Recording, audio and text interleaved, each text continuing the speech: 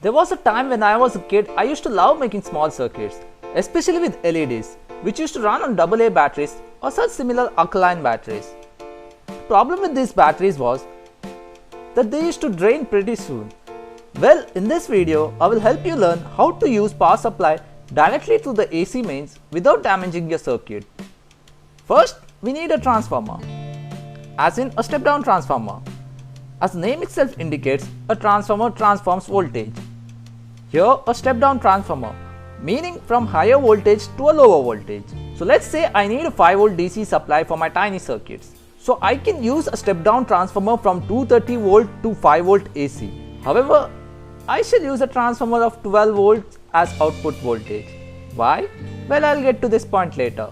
So a step-down transformer with 12 volt rating is what we will be using right now. If you have any previous experience in electronics, you may know a transformer's input and output are both AC voltages. So next step is to convert this 12 volt AC signal to DC. To do this, we need some diodes. Let's use a simple IN4007 diode. A diode basically conducts in forward bias condition and acts as an open source during reverse bias.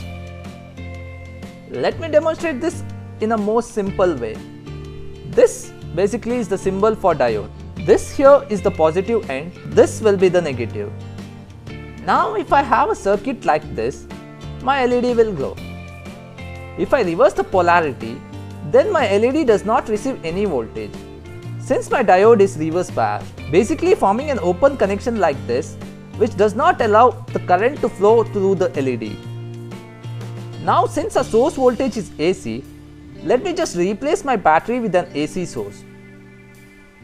Since AC stands for alternating current, this is how the voltage varies with respect to time. Now in our case, during the time interval of the positive half cycle, this diode is forward biased, meaning your LED will be glowing. But during the negative half of the cycle, this diode is reverse biased, resulting in an open circuit here, consequently turning off this LED. So technically your LED will be blinking every 0.02 seconds, assuming your source frequency is 50 Hz. The blinking frequency may be small, but it's still noticeable. We don't want this to happen. To get an output which has voltage in both positive as well as negative cycle, we need to have not one but 4 such diodes in a proper sequence. I guess for few this may ring a bell. A combination of 4 diodes is mostly used in bridge rectifier. Now the question is, how do I combine it to form a bridge rectifier? Well, that's easy. We just need to draw a square box like this and mark the terminals on its 4 corners. Let the top and the bottom be for the AC source. In the right, let's have the positive terminal, and in the left, negative. Now let's consider this positive terminal. So I need to place my diodes on these two ends so that positive voltage comes out of this. So if I place the diode in this direction, positive half cycle would no doubt flow through this. Same is true on the other end of the AC terminal. This way we would get the positive half cycle in one side, and for negative cycle we just need to place the diodes in the reverse direction with respect to its opposite diodes. Just like this. Now if you just follow the waveform, we still haven't got a DC output yet. It's still pulsating. To remove this pulsating effect, we need to place a filter capacitor parallel to the pulsating output. For frequency of 50 Hz, we can use a filter capacitor of capacitance 1000 microfarad. So now you have a proper DC output of 12 volts on these terminals.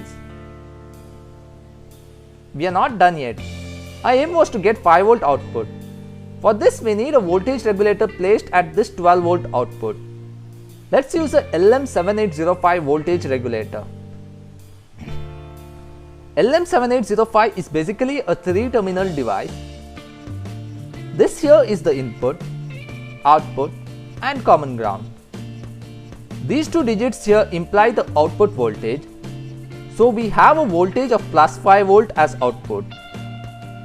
Now having said that, your voltage regulator will constantly supply plus 5 volt output provided your input is always above 5 volt. Yes, now it's time to explain why we need a transformer of 12 volt instead of 5 volt. Basically the main part of the transformer involves copper windings along with an iron loop. There's a primary winding and then there's a secondary winding. The two leads of the primary winding are for the source voltage and the two ends of the secondary winding connect to the bridge rectifier. So how exactly a transformer works? To know this, we need to know the concept of electromagnetic induction. Basically, there is no actual physical contacts between the coil. So technically, when an alternating current flows through the primary coil, it induces electricity in the secondary coil through the principle of electromagnetic induction. The output voltage or current at the secondary coil is solely dependent on number of turns and thickness of the secondary coil, provided the EMF induced remains constant. Now, the question is when the EMF changes. The electromagnetic field changes as the primary coil voltage changes, that is the source voltage in your AC mains. So imagine I have a transformer of 230 volt to 12 volt. What it means is that output will be 12 volts as long as the source voltage remains at 230 volt. This is not always true.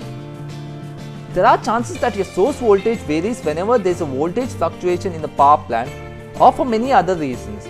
This is the reason why we need a transformer of slightly higher range than required, so that when the source voltage comes down to a certain level, the transformer output may still remain in a voltage higher than actually required, so that the input of the voltage regulator always remains higher than its output. Please note the fact that a voltage regulator is a passive device. It cannot generate extra voltage. So if the input of the regulator falls down below 5 volt, then obviously the output will come down as well. I hope I'm clear why we have used a transformer of 12 volt instead of 5 volt. Now the question is, why only 12 volts? Are there no transformers with other ratings between 5 and 12? The answer is yes, there are, and of course you can use them. But most of the time we prefer a 12 volt and sometimes 9 volt as well. So now we have a 5 volt output here. Wait, there's one more small modification you may be interested in.